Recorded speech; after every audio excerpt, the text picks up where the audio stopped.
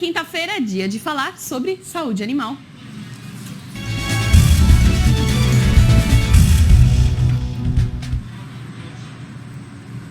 Daí a gente recebe o médico veterinário Marcos Rezende, colunista aqui do nosso Agromanhã. Traz um assunto muito importante hoje, viu? A contaminação do rebanho por plantas tóxicas. Então, Marcos, muito bom dia para você. Seja bem-vindo. Bom dia, Marcos. Bom dia, Lilian. Bom dia a todos os amigos do negócio. Obrigada, Marcos. Para a gente começar, né? O número de animais que morre por ano intoxicados por essas plantas é alto, chega a ser alarmante, né?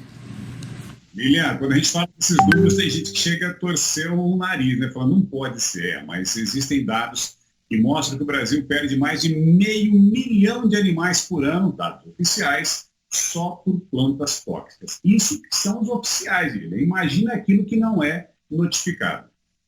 É verdade. Agora, Marcos, e estamos nos aproximando aí do fim da estação das águas, né? O momento é de combate às ervas daninhas e também a essas plantas tóxicas, né?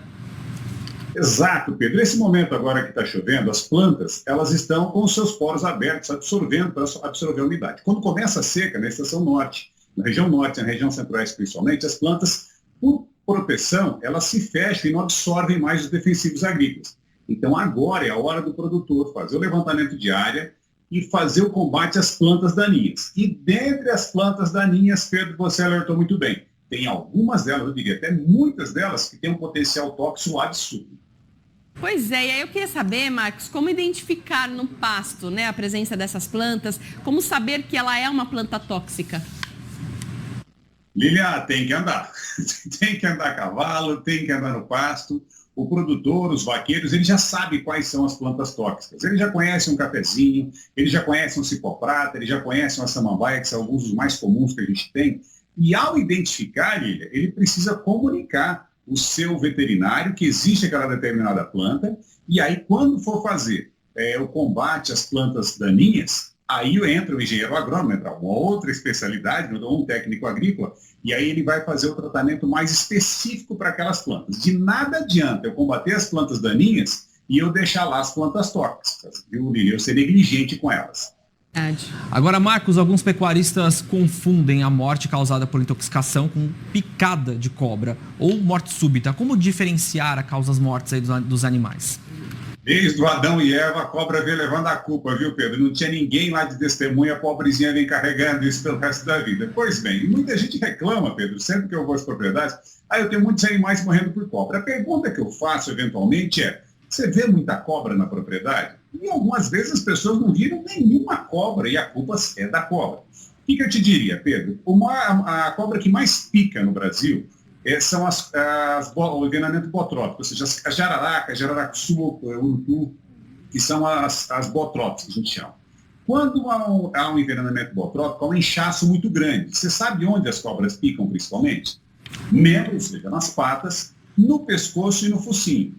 Se você não enxergar nenhum inchaço nessa região, é porque não foi jararaca. Bom, e quando é cascavel, que é uma outra cobra muito comum, também tem um inchaço menor. Mas você vai ver, pelo menos, Pedro, em uma dessas regiões, os dois buraquinhos da picada da cobra, da inoculação do veneno.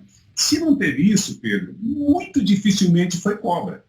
Então, aí recai sobre as clostridioses, que são doenças causadas por bactérias e clostrídeos, que na verdade são evitadas por vacinas, e do outro lado tem as plantas tóxicas. Mas aí o que eu digo? Você tem alguma planta tóxica na sua pastagem?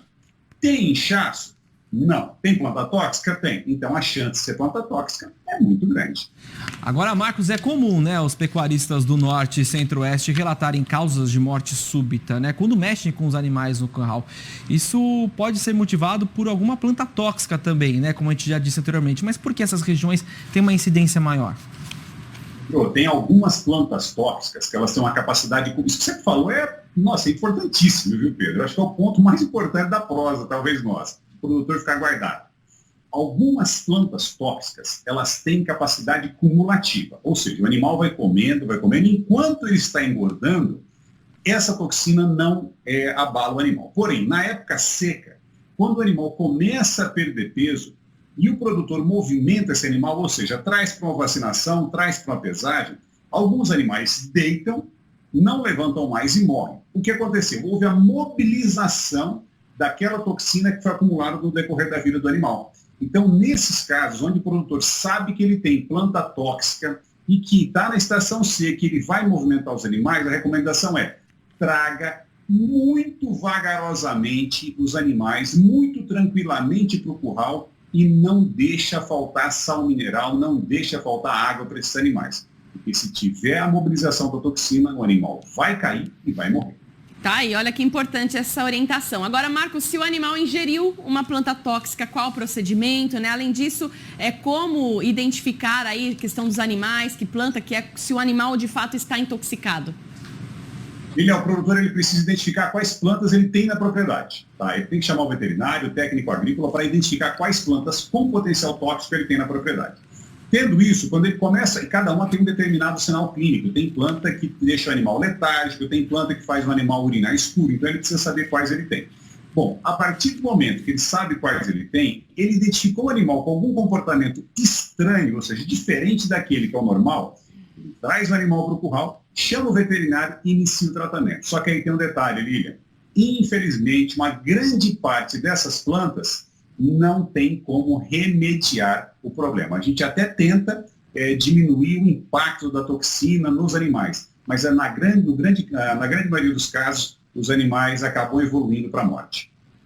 Realmente é um assunto muito importante, né? Que a gente traz agora para você, assinante aqui do canal AgroMais, também Terra Viva, sobre essa questão das plantas tóxicas, que traz aí uma incidência maior aqui no fim da Estação das Águas. O Marcos Rezende dando uma aula aqui, às quase 8 horas da manhã, 5 para as 8 da manhã. Marcos, um abraço para você, meu amigo. Muito obrigado pela sua participação de sempre. Quinta-feira, o Marcos traz aí outro assunto importante para a gente mostrar para você, amigo criador pecuarista. Tá né, aí, nesse mesmo horário, nesses mesmos canais. Obrigada, Marcos.